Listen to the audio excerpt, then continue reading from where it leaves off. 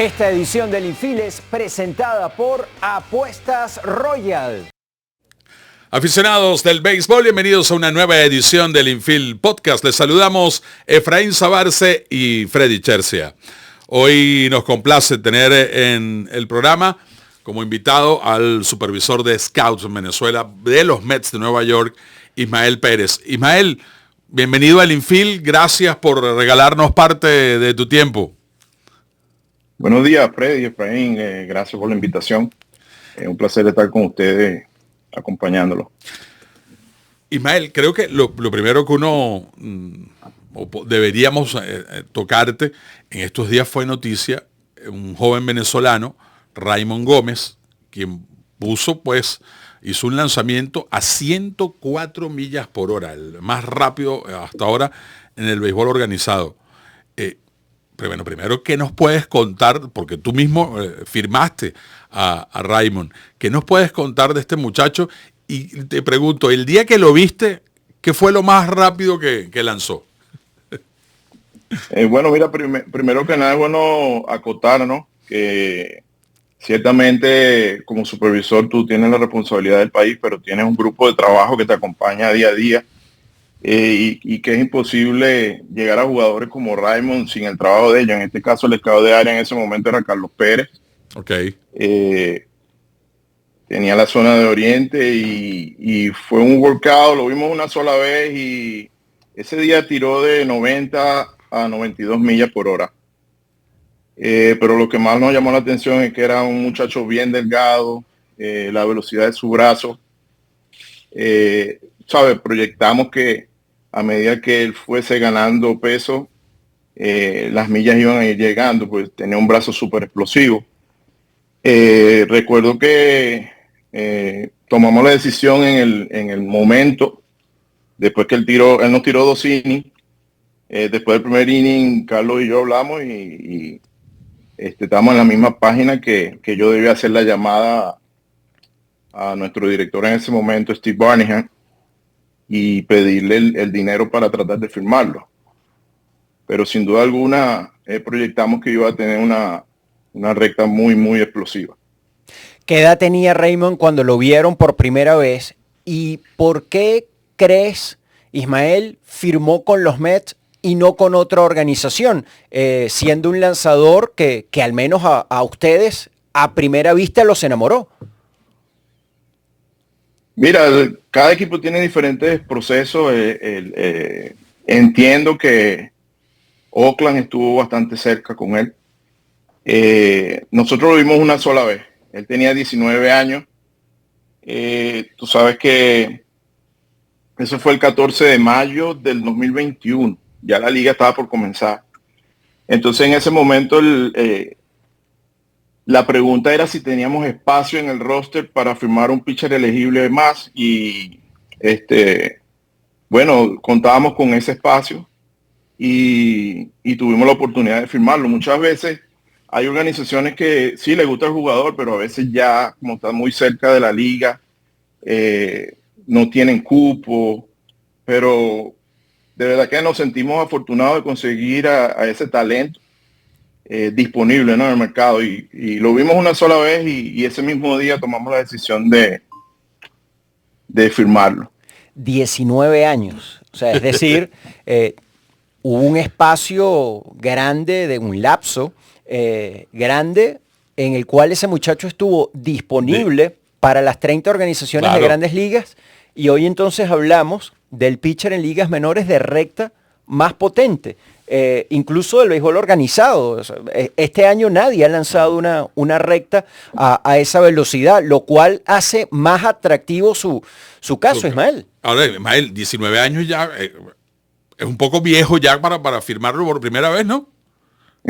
Bueno, hay organizaciones como nosotros creemos mucho en el talento elegible, como lo llamamos, ¿no? Nosotros hemos firmado lanzadores hasta de 21 años de edad.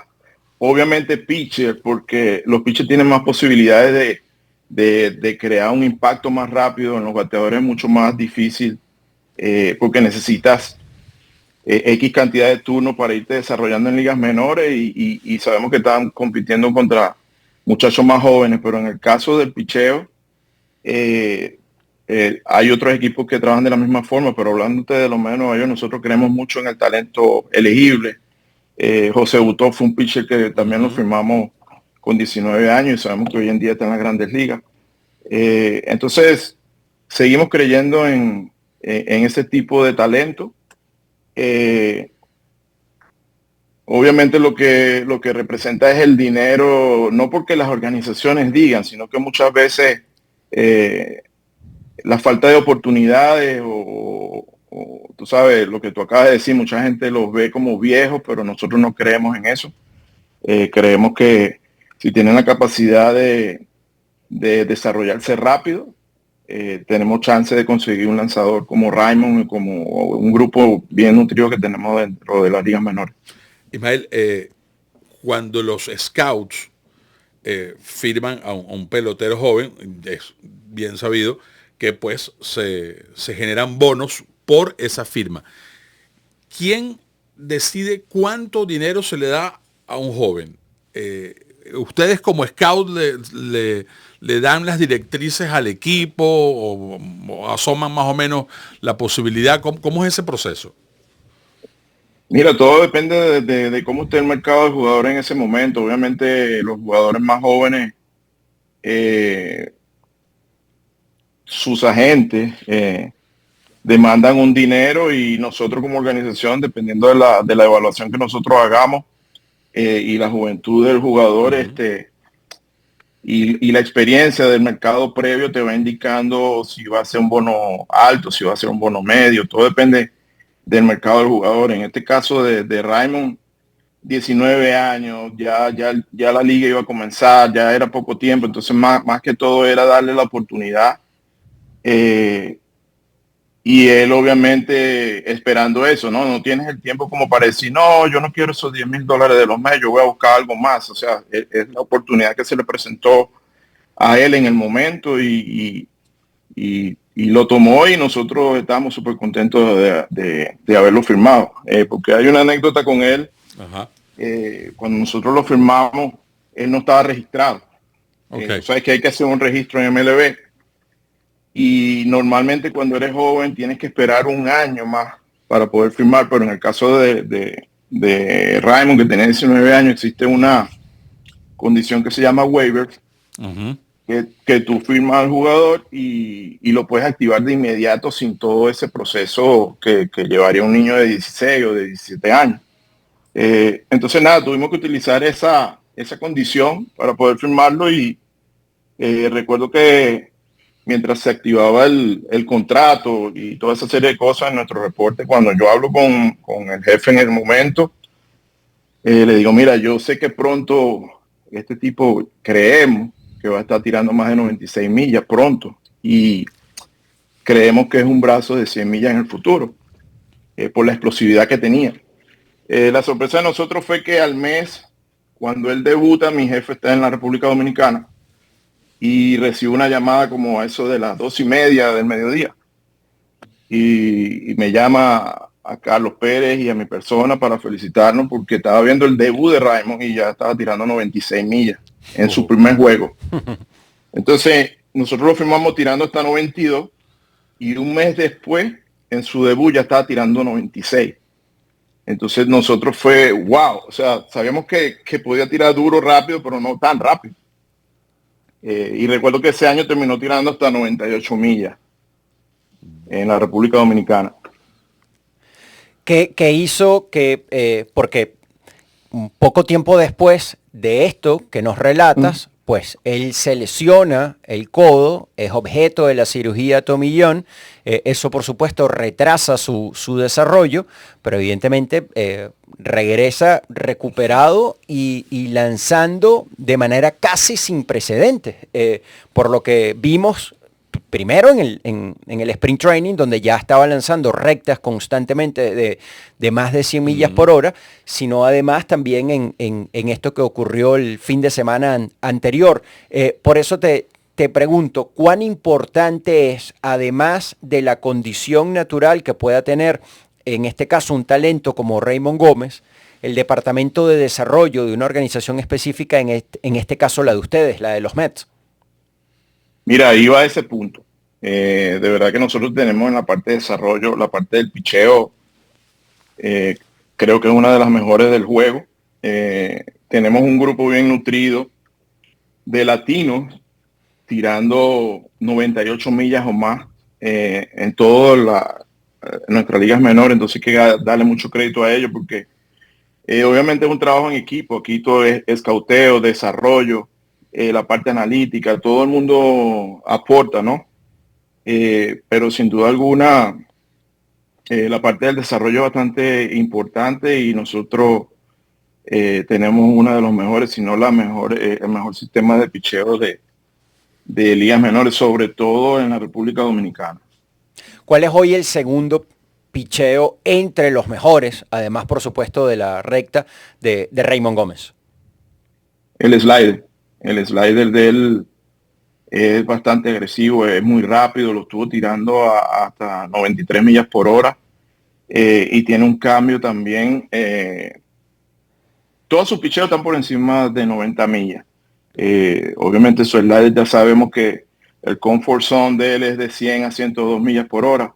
Ya alcanzó en realidad se ve 104, pero fue 104.5, que vienen siendo 105 millas por hora.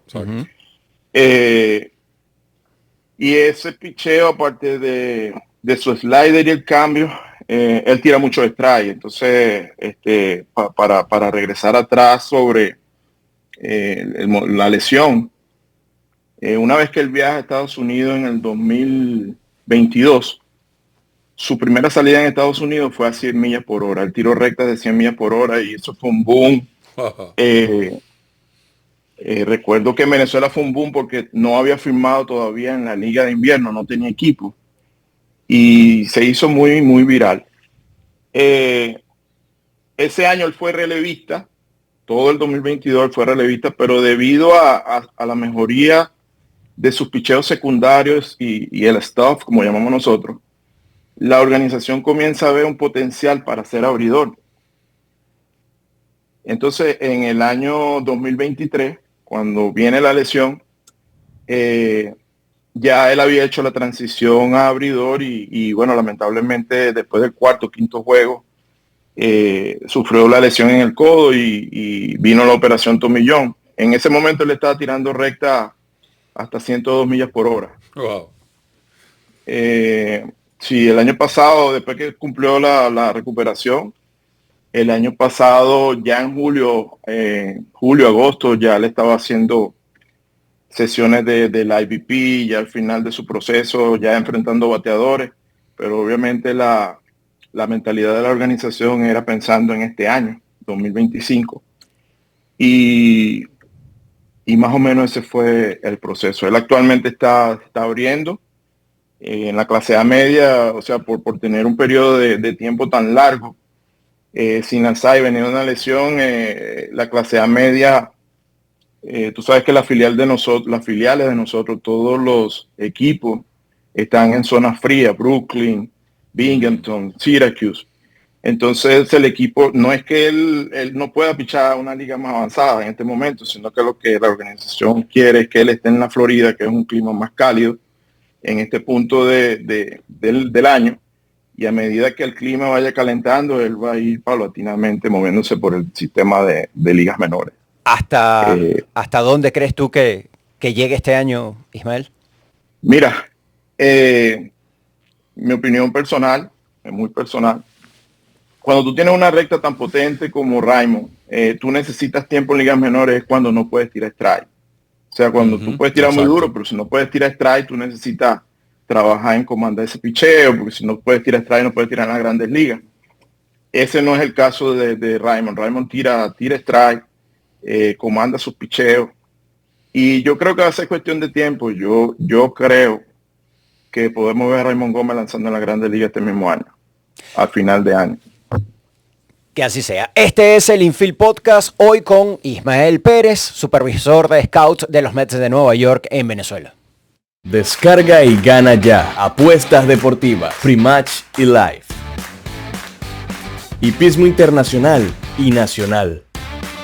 slots y minijuegos, casino en vivo, loterías, eSport, apuestasroyal.com. Conversamos en el Infield Podcast con Ismael Pérez. Ismael, ya que hablamos de los picheos secundarios de Raymond, te pregunto, uno siempre ve que se firma a los lanzadores, por supuesto, por la velocidad de la recta. En algún momento un scout, y te pregunto a ver si te ha pasado a ti personalmente, ¿has firmado a un lanzador no por la velocidad de su recta, sino por algún picheo quebrado que te haya llamado mucho la atención, un cambio de velocidad?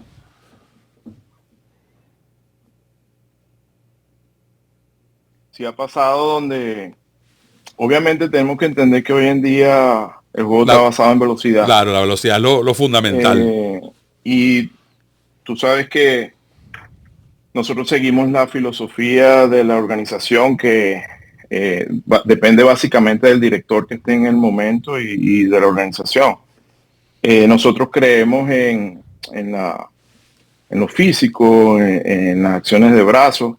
Obviamente buscamos lo que nosotros llamamos feeling para tirar rompientes, pensando básicamente en pitcher abridores, que puedan ser abridores en el camino, pero la fuerza también es importante. Entonces sí, hay pitchers que hemos firmado que no tiraban tan duro en su momento, pero mostraban buenos rompientes. Joander Suárez puede ser uno de ellos. Él está lanzando ahora mismo en AA con nosotros. Y era un muchacho de 6'3", una proyección física impresionante, pero tiraba 8'6", 8'7", no tiraba tan duro, pero tenía buena curva, tenía buen cambio, tiraba strike. Ahora mismo él tira entre 93 y 95 millas. Y el año pasado abrió el Opening Day en AA, este año está en AA de nuevo. Pero sí, Daniel Juárez también está en AA, y lo vimos tirando 87, 88. Está en AA también, lanzó en Venezuela con los Tigres de Aragua. Sí hay casos donde creemos en la proyección, pero eso está cambiando un poquito. Sí. En aquel momento el averaje de la recta en Grandes Ligas era un poco más baja que la que estamos viendo ahora mismo. Entonces es importante saber que la calidad de los rompientes va a depender de la velocidad de la recta. Si tú tienes buenos rompientes, pero tu recta no es buena, o sea, los rompientes no van a ser buenos tampoco. Okay. En el caso de José Butó, ya está en su tercera campaña, cada vez luce más afianzado en el bullpen de los Mets, que al momento de hacer esta entrevista es el equipo de mejor récord en las grandes ligas. Se pensaba que el picheo, por sobre todo las lesiones en los abridores, iba a ser un problema en estas primeras semanas de la temporada regular de las mayores para Carlos Mendoza, pero resulta que el picheo de los Mets ha estado muy bien, incluyendo no solamente la rotación, sorpresivamente, sino también el bullpen, y José Butó es parte de ello. Pero entendemos que José Butó, al igual que Gómez, pues pasó varios años después de cumplir los 16 sin ser firmado por nadie. ¿Qué les llamó la atención, Ismael? Mira, como te dije al principio, el scout de área siempre tiene un papel importante. En este caso de José Butó, el scout de área se llama Néstor Moreno. Hicimos una gira por Cumaná con Héctor Rincones, que era crochecker de nosotros en ese momento, y me acompañó en ese viaje. Recuerdo que Butó era un muchacho de 6 pies, donde, te repito, era 8'8", 8'9", no tocó 90 millas, el cambio era bastante bueno y tiraba mucho strike. Entonces recuerdo que cuando se le preguntó a Néstor que cuánto necesitábamos para firmarlo en ese momento, básicamente me dijo, mira, es lo que quiere es un par de ganchos y un guante. Es lo que quiere la oportunidad. Y recuerdo que fue mi primera gira como supervisor. O sea, a mí me nombraron supervisor en octubre de ese año. Y a Butó lo firmamos en noviembre de ese mismo año, ¿no? Un mes después. Recuerdo que en ese momento el director era Chris Becerra, quien fue nuestro director durante todo ese tiempo, confirma Andrés Jiménez, Ali Sánchez, Francisco Álvarez. El director en ese momento era Chris. Igual se le hizo una llamada, le pedimos el dinero que en ese momento creíamos que debíamos darle, ya que era una oportunidad, como todos saben, es público. Nosotros firmamos a José Buto con $5,000. Y bueno, en el camino de ligas menores fue fortaleciendo su recta hasta el punto que nunca arrepintió ninguna liga en el proceso de ligas menores, y cada vez fue mejorando más su arsenal. Recuerdo que su cambio fue catalogado como el mejor cambio de toda la organización alrededor de 4 años consecutivos. Dentro de la organización de los medios de Nueva York nadie tenía un cambio mejor que el de Buto. Y a medida que su recta fue avanzando en cuanto a la velocidad, se ganó su llamada a las grandes ligas y tuvo un papel bien importante el año pasado, y fue como el caballito de batalla, ¿no?, de nosotros durante todo el año. Abrió, cerró juegos, tiró 2 innings, 1 inning, todo lo que necesitábamos durante el año. Él cumplió a cabalidad con el rol que le pedían, ¿no? Yo recuerdo leer en un par de ocasiones trabajos en Béisbol América, justamente hablando sobre eso, sobre el cambio de velocidad. Debutó cuando aún estaba en las menores. Y ahora en marzo tuvimos la oportunidad en Port St. Lucie de conversar con él, y a mí me llamó la atención, Ismael y Efraín, muchas veces tú hablas con los peloteros y lo sientes con ciertas dudas, con ciertas cosas en el aire que tú dices, bueno, hay que ver todavía aquí qué va a pasar con este muchacho. Pero cuando conversamos con Buto, oye, a mí me dio satisfacción al hablar con él, porque lo vi con seguridad, sabiendo que el futuro de él lo tenía asegurado, era él mismo, y que él estaba confiando en eso. Y a mí de verdad que disfruté mucho conversar con él, porque al verlo con seguridad cómo afrontaba esta próxima temporada. Sí, obviamente la experiencia que tiene ahora no es la misma de hace 3 años, y la situación donde él estaba, tú sabes, él se ganó a pulso, ¿no? Todo lo que ha conseguido con mucho trabajo, mucha dedicación. Buto es un ejemplo de disciplina, es un ejemplo de superación, ¿no? Cada año su enfoque ha sido, yo pienso que cada jugador en las grandes ligas puede tener mucho talento, pero el make-up es súper importante, y nosotros hemos sido afortunados con este grupo de jugadores jóvenes que han llegado, donde el make-up ha sido bien importante. Cuando te refieres a make-up, a ese concepto, pues uno entiende, estás hablando de la capacidad del pelotero de afrontar retos, la manera como se comporta, cómo se conduce. Sí. ¿Puedes ahondar en eso y el por qué es tan importante para los scouts? ¿Qué exactamente evalúan y qué exactamente pues significa para ustedes ese concepto? Mira, obviamente cuando tú firmas jugadores tan jovencitos, y más hoy en día cuando estamos hablando de tanto dinero, bonos millonarios, es una lotería, ¿no? Conocemos al jugador cuando tiene 15, 16 años, tratamos de conocerlo, pero en realidad yo pienso que nunca lo vamos a conocer hasta que ese bono llegue, porque el dinero no sabemos qué vaya a traer con él, en bien o en mal para estos muchachos. Por eso digo que hemos sido afortunados, porque en el caso de Andrés Jiménez, nosotros cuando se firmó por $1.200.000 en el 2015, Andrés Jiménez, la familia cumple un papel y un rol súper importante. Pero todos sabemos que Andrés Jiménez es un tipo disciplinado, sí, trabajador, que se comporta como un profesional dentro y fuera del terreno de juego.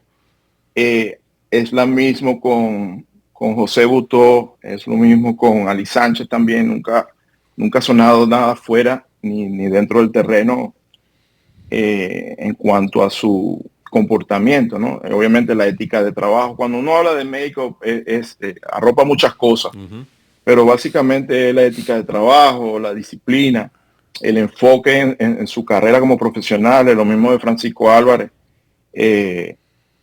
Mucha gente es conocido la ética de trabajo que tiene Francisco, lo han resaltado durante mucho tiempo. De hecho, una vez en un viaje a Dominicana yo pregunté por él en sus inicios y pregunté, oye, sí, el bate y el poder, oye, olvídate de eso. La ética de trabajo del tipo es impresionante. Entonces, ahora mismo está en Grandes Ligas y se sigue hablando de lo mismo, de la ética de trabajo que tiene. Entonces, pienso que toda esa parte tiene que acompañar el talento para poder tener los resultados que esperamos, ¿no? Y hablando de Francisco Álvarez, por supuesto, él termina convirtiéndose en el primer prospecto de los Mets, en el primer prospecto entre los receptores de todas las grandes ligas. Fue un gran bono, pero entiendo que en principio las primeras veces que se vio, que se evaluó, incluso dentro de la propia organización de los Mets de Nueva York, pues no se estaba muy seguro de su talento. Bueno, dentro de la organización, sobre el talento siempre estábamos seguros. Habían ciertas dudas, era sobre su capacidad de ser un catcher. ¿Qué catcher íbamos a conseguir en él? Obviamente el grupo de escauteo que encabezaba Chris Becerra en su momento, estaba Héctor Rincones también con nosotros, mi persona también como supervisor. Nosotros apostábamos obviamente en Francisco, era su potencial ofensivo. No, su bate y su poder era la carta de presentación. Pero también tenía fuerza en el brazo. Y después de tantas evaluaciones con él y lo que hablamos ahora mismo, su ética de trabajo, sabemos que en la parte del juego la defensa se mejora. Eso es lo que más chance tiene de mejorar. Entonces, la ética de trabajo ayudó a que él entendiera que esa podía ser su debilidad. Y ya todos sabemos que no solamente mejoró, es que en cuestión de framing y todos los números analíticos modernos, Francisco está en el top 10 de las grandes ligas. Entonces no solamente fue que mejoró, sino que ha seguido trabajando en esa parte de su juego que él entendió desde temprano debía mejorarla.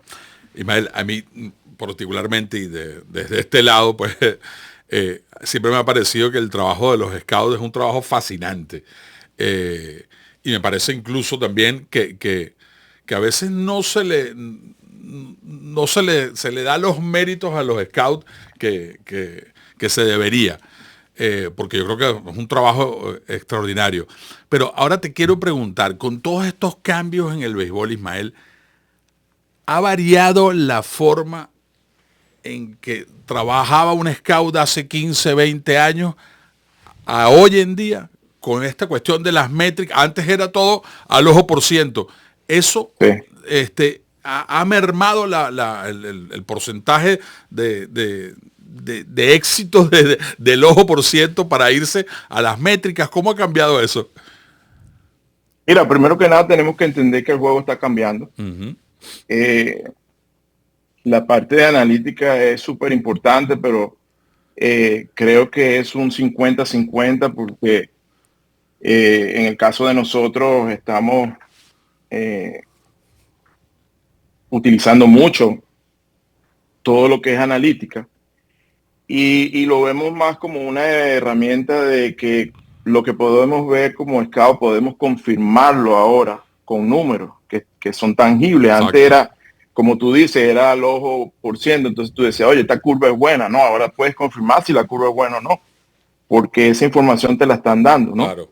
Pero hay también cosas intangibles que las máquinas no miden, que es la parte humana del jugador, y en eso no va a cambiar. O sea, eso tenemos que identificarlo nosotros como scout y obviamente es un mix, son herramientas que tenemos para hacer mejor nuestro proceso y tenemos que utilizarlo si está allí.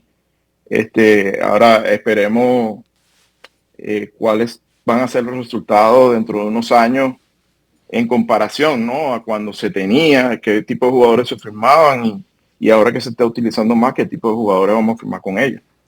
Pero no podemos negarnos a que el juego evoluciona, el juego cambia y tú tienes que seguir moviéndote con el juego, ¿no?, en dirección a donde él va. Ismael, muchísimas gracias por tu tiempo y por esta nutritiva conversación. La hemos disfrutado mucho, realmente. No, gracias a ustedes, de verdad. Cuando tengo un chance veo sus podcasts y de verdad que están haciendo tremendo trabajo y gracias por la invitación y contento de estar aquí con ustedes el día de hoy. Con Ismael Pérez nos despedimos y les recordamos que pueden seguirnos a través de nuestro canal de YouTube, pueden darle like al programa y pueden, por supuesto, opinar en el mismo y lo estaremos conversando en ediciones posteriores. Así que la invitación es para un próximo programa del Infield Podcast. Este episodio del Infield Podcast fue presentado por Apuestas Royal.